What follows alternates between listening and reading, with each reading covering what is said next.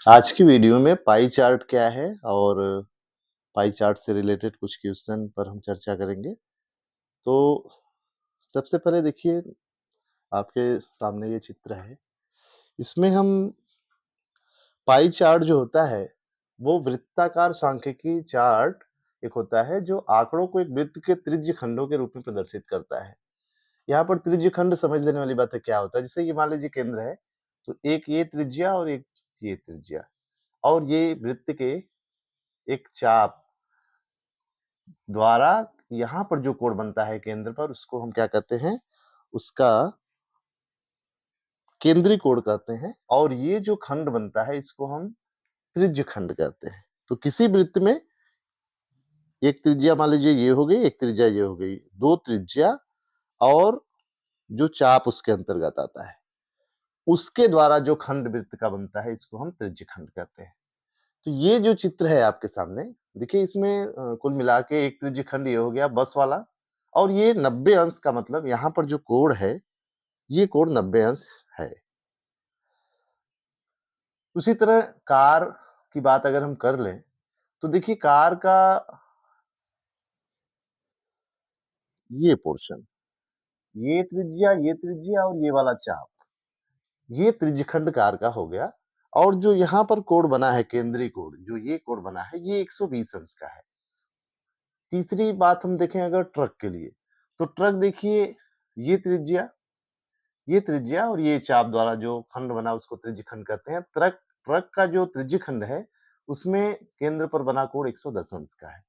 और इसी तरह बाइक की बात करें अगर हम, तो ये त्रिज्या और ये चाप, इसके द्वारा ये जो खंड है वो बाइक का है, और इसका जो केंद्रीय कोण है वो 40 अंश का है। तो ये चार्ट हमको ये बता रहा है कि एक आंकड़ा है, प्रतिदिन हाईवे पर गुजरने वाले वाहन जो है उसमें 120 अंश केंद्रीय कोण कार का है, बस का 90 अंश है, ट्रक का 110 अंश है और बाइक का 40 अंश है। तो ये यहाँ पर केंद्रीय कोण है। आगे हम लोग बढ़े अगर, देखिए केंद्रीय कोण को थोड़ा-सा यहाँ पे डिफाइन किया हुआ है। तो किसी आंकड़े को प्रदर्शित करने के लिए त्रिज्य खंड का केंद्र पर जो कोण बनता है उसको केंद्रीय कोण कहते हैं। जैसे ये मान लीजिए कॉफी है, ये 3 चीज़ें हैं, देखिए चाय, कॉफी और माज़ा। ये पसंद का एक चार्ट है, कुछ लोग हैं उनकी पसंद है। तो कॉफी का जो त्रिज्य खंड है उसका देखिए केंद्र पर 80 अंश का कोण बनता है, तो ये इसका केंद्रीय कोण कहा जाता है, 80 अंश। चाय के लिए देखिए जो पसंद है, इस त्रिज्यखंड का केंद्र पर कोण 90 अंश का है, तो चाय मतलब इसका केंद्रीय कोण 90 अंश हो गया। और माज़ा के लिए 190 अंश है, जो केंद्र पर बना कोण है त्रिज्यखंड का, तो इसका केंद्रीय कोण हो गया 190 अंश। तो अभी तक 2 चीज़ें जो पाई चार्ट, इसको पाई चार्ट कहते हैं, पहले ही स्लाइड में था। और पाई चार्ट में 2 चीज़ें महत्वपूर्ण हैं। एक होता है त्रिज्यखंड, अर्थात वह बताता है कि ये फला आंकड़ा जो है उसके लिए क्या पूरे आंकड़े में उसकी कितनी सहभागिता है। साथ में केंद्रीय कोण क्या होता है, तो उस त्रिज्यखंड का जो केंद्र पर कोण होता है उसको हम केंद्रीय कोण कहते हैं। इसी के आधार पर यहाँ पर कुछ आगे आपको सवाल मिलेंगे। केंद्रीय कोण ज्ञात करना, सबसे पहले हम आते हैं कि केंद्रीय कोण हमको ज्ञात करना है अगर, तो हम क्या करेंगे। देखिए यहाँ पर एक चार्ट है और फलों के दाम किलोग्राम में प्रदर्शित हैं।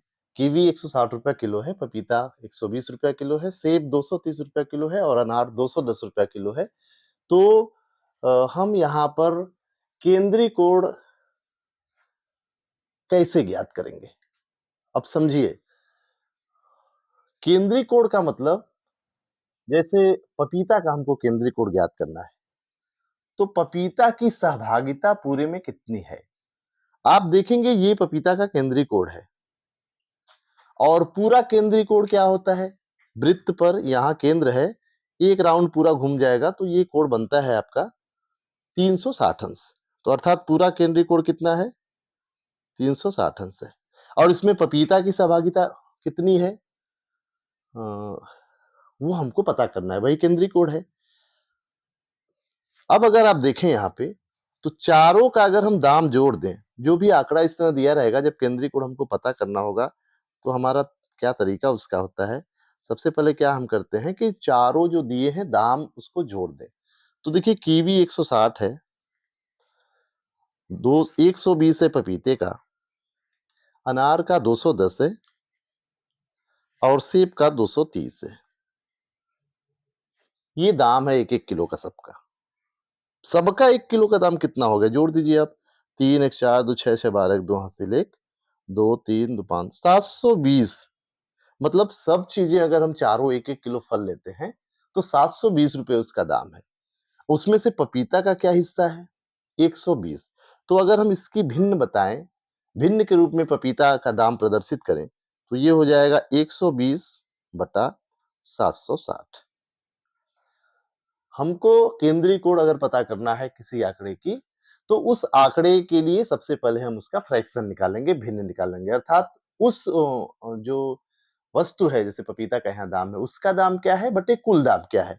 तो 1 किलो पपीता का दाम 120 है और 1 किलो सारे जो भी प्रतिभागी फल यहाँ पे हैं इस चार्ट में, उनका 760 है।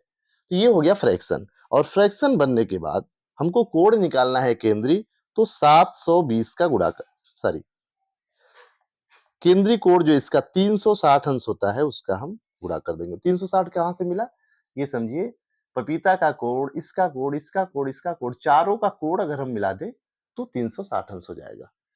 तो ये तरीका होता है केंद्रीय कोण निकालने का। जो भी आंकड़ा है हम उस आंकड़े का फ्रैक्शन निकालेंगे। कैसे? आंकड़े में उस आंकड़े का कितना मान है बटे सारे जो आंकड़े दिए गए हैं उनका कितना मान है। ये उसका फ्रैक्शन बन गया, भिन्न बन गई। और इसमें हम 360 जो कि एक राउंड कोण का मान होता है, इसमें हम गुणा कर देते हैं। जब हम इसको हल करेंगे, देखिए 360 का नम 360, यहाँ पे 720 था तो 36 दुना 72 2 हो जाएगा और 2 से 120 को काट देंगे तो 60 अंश हो जाएगा।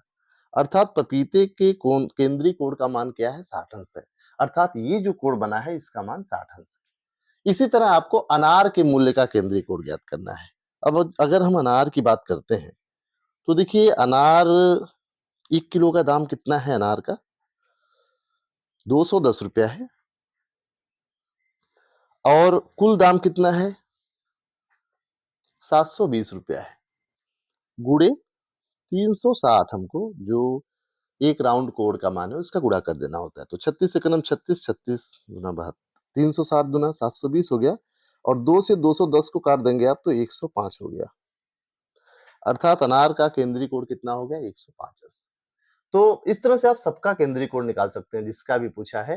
कीवी का निकालेंगे 80 अंश आ जाएगा, सेब का निकालेंगे 115 अंश आ जाएगा और चारों जोड़ देंगे तो 360 आ जाएगा। क्योंकि प्रश्न यहाँ पर पपीता और अनार का निकालना था, तो इस तरह से हम केंद्रीय कोण निकाल सकते हैं। फाइनली एक बार और, केंद्रीय कोण किसी भी आंकड़े का अगर हम निकालना है तो हमको करना क्या होगा?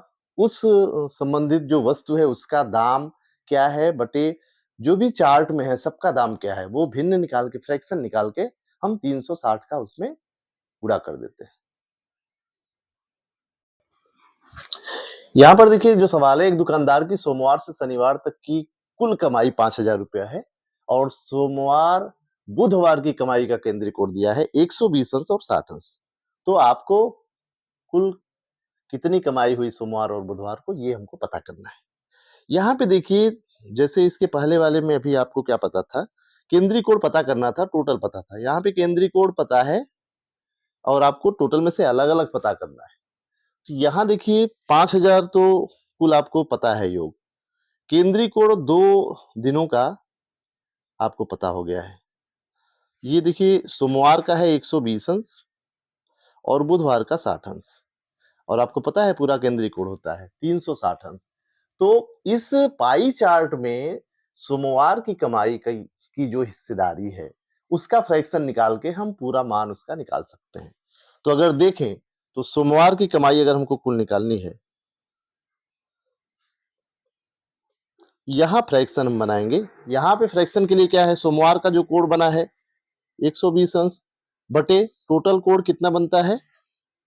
एक राउंड का 360, ये आपको यहाँ पे पता है देखिए, और गुणे कुल कमाई 1500। ये तरीका है। अगर आपको केंद्रीय कोण दिया है किसी आंकड़े का तो उसका मान निकालने का क्या करते हैं? हम पहले फ्रैक्शन बनाते हैं। उस आंकड़े का केंद्रीय कोण कितना है बटा कुल केंद्रीय कोण 360 अंश होता है, गुणे कुल जो आंकड़ा है उसका मान कितना है। तो यहाँ पर अगर हम देखें 12 का नम 12 12 3 36, 3 आ जाएगा और 3 से 1500 को काट दें तो 500 हो जाएगा। अर्थात सोमवार की कमाई कितनी है 500। इसी तरह आपको कमाई पता करनी है बुधवार की। बुधवार अगर आप देखें केंद्रीय कोण कितने अंश का बना हुआ है 60 अंश का, और टोटल कितना बनता है 360 अंश, गुणे वही तरीका 1500 पूरा है जो उसका हम पता कर लेंगे, गुणा कर लेंगे। 60 से यहाँ 6 हो जाएगा और 6 से काट देंगे, 6 दूनी 12, 6 पच्चे 30, अर्थात 250 की कमाई है।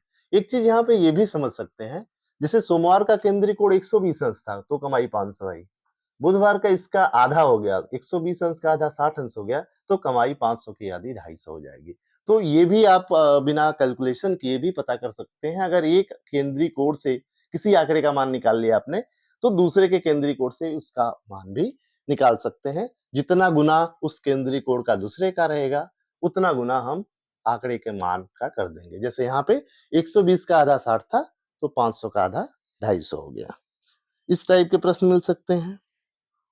ये देखिए, ये पाई चार्ट एक दिया है। विज्ञान का यहाँ पे आपको प्राप्तांक ज्ञात करना है यदि पूर्णांक 720 है। तो जस्ट अभी जो पिछला प्रश्न था उसी के आधार पर है। यहाँ पर आप देखिए विज्ञान का कोण कितना है, केंद्रीय कोण, तो इसके लिए आपको थोड़ी सी मेहनत करनी पड़ेगी। सबका केंद्रीय कोण दिया है 1 2 3 4 5 विषय है, पांचों में से 4 का आपको केंद्रीय कोण दे दिया है और पांचों का मिला के 360 है। तो विज्ञान का कितना होगा 360 में से 1 2 3 4 इन चारों को जोड़ के घटाना है। तो विज्ञान का केंद्रीय कोण पहले हमको निकालना है। पहला हमारा काम है विज्ञान का केंद्रीय कोण 360 ऋण ये चारों का जो है जोड़ लेंगे। अगर आप देखिए 65 5 70 120 90 210 70, ये 280 हो रहा है। इसका मतलब विज्ञान का हो गया 80 अंश। विज्ञान का केंद्रीय कोण पता हो गया, कुल केंद्रीय कोण पता है और कुल पूर्णांक हमको पता है, मतलब सॉरी सारे विषय का ये कुल प्राप्तांक पता है। तो विज्ञान में क्या प्राप्तांक है ये हमें पता करना है। यहाँ पे देखिए 80 अंश विज्ञान का केंद्रीय कोण बटे कुल केंद्रीय कोण 320 अंश गुणे कुल आंकड़ा जो आपको दिया हुआ है, कुल प्राप्तांक 720 का है। तो 36 दुना 72 हो जाएगा यहाँ, और 80 दुना 160, अर्थात जो विज्ञान विषय है उसका प्राप्तांक 160 है, क्योंकि विज्ञान का जो कोण था वो 80 अंश था। तो इस तरह से हम इसको पता कर सकते हैं, ऐसे सवाल को हल कर सकते हैं। विज्ञान का हमको निकालना था प्राप्तांक, सारा प्राप्तांक 720 है। विज्ञान का कोण नहीं पता था, विज्ञान छोड़ के बाकी सबका कोण पता था, तो बाकी सबको जोड़ के हम 360 में से घटा दिए तो विज्ञान का मिल गया। विज्ञान का फिर कोण के आधार पर फ्रैक्शन बनाएंगे, 80 अंश बटे 360 अंश गुणे 720। अब 36 दुना 72 हो जाएगा और 80 दुना 160, तो 160 ये विज्ञान का प्राप्तांक हो गया। तो इस टाइप के सवाल भी आपको मिल सकते हैं। अब कुछ अभ्यास के प्रश्न हैं, आप इसका स्क्रीनशॉट ले लीजिए। जो अभी तक बताया हुआ है सवाल ये उसी पर आधारित है, तो आप इसको देख लीजिए, स्क्रीनशॉट ले लीजिए। 2 सवाल इसमें हैं, अगली स्लाइड में यहाँ भी 2 सवाल हैं, और अगली स्लाइड में इसका स्क्रीनशॉट ले लीजिए, अगली स्लाइड में उत्तर है इन चारों सवाल के। तो ये केंद्रीय प्रवृत्ति की मापें जो होती हैं उसमें पाई चार्ट पर आधारित जानकारी थी। पाई चार्ट क्या होता है, केंद्रीय कोण क्या होता है, त्रिज्यखंड क्या होता है, केंद्रीय कोण पता रहने पर किसी विशेष आंकड़े का मान ज्ञात करना, किसी विशेष आंकड़े का मान पता रहने पर उसका केंद्रीय कोण ज्ञात करना, इस सब पर आपसे चर्चा हुई। उम्मीद है कि इसको समझने में आपको मदद मिली होगी। आज की वीडियो में इतना ही। Thank you.